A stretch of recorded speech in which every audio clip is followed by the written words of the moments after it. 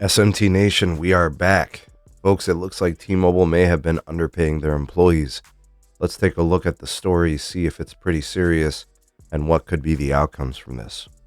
Link for the article from Anam provided down in the description. Ways to support us can be found there as well. Please do like and share this video, subscribe if you're new here, and turn on the bell notification icon so you never miss an upload from the SMT. All right, folks, I gave this article a read, and I think this has to do with overtime. All right, so that's going to kind of probably explain some of this disconnect between these employees and the payment that they received from T-Mobile. So the lawsuit is in place. I'm guessing it's field technicians for the company that have been putting in overtime work over the course of the last 11 years with the company. And according to labor standards, those employees that work more than the regular 40-hour work week are supposed to receive a 1.5 times payment rate. You guys are probably familiar with it if you've ever worked overtime for any company. So, 45 hours, 50 hours, you take those, hours that are beyond the 40, and then you make a 1.5 time wage instead of just the regular full time. So they're alleging, and they believe that they have not been properly compensated for the overtime work that they put in for T-Mobile. So they're looking for the withheld wages, damages, and attorney fees that are associated with this entire lawsuit.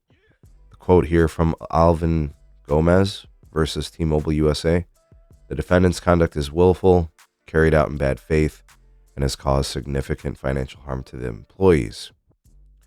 T-Mobile hasn't really commented for what it's worth. They're aware of this. I think internally, they probably will be looking to settle. You don't really want to see these types of things drag on. They could probably settle. And I don't know, we'll see how many impacted individuals it is and what they'll have to pay. But, that's a long time to be not paying your overtime for your employees.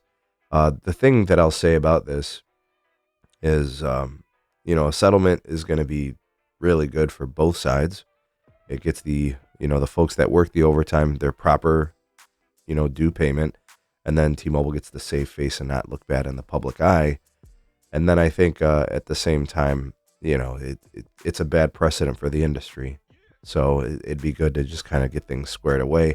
I haven't really heard these types of things about T-Mobile. I have heard from time to time that T-Mobile used to underpay. I'd never heard it in relative terms to overtime, but just generally speaking, folks have said that they received better wages working for AT&T and definitely Verizon. So I have heard that, but that's not really, there's not anything really wrong with that. Some companies pay more than others, you'd like them to all be on level playing field, but that's not how it always works. So, yeah, this is the first time I've heard of this, and I'm actually kind of surprised. Companies this big usually cross their T's, dot their I's, HR and all those things. It's kind of atypical. So I'm guessing they'll figure this out, fix it real quick, but something to put on your radar in case we get a follow-up story on this. Let me know what you guys think of this. Do you guys think this is something that's characteristic of T-Mobile? Is there something I missed in the past or never knew about? I'm not really sure. Sound off in the comment section below. You're the voice of the people, the SMT Nation. Let your voice be heard.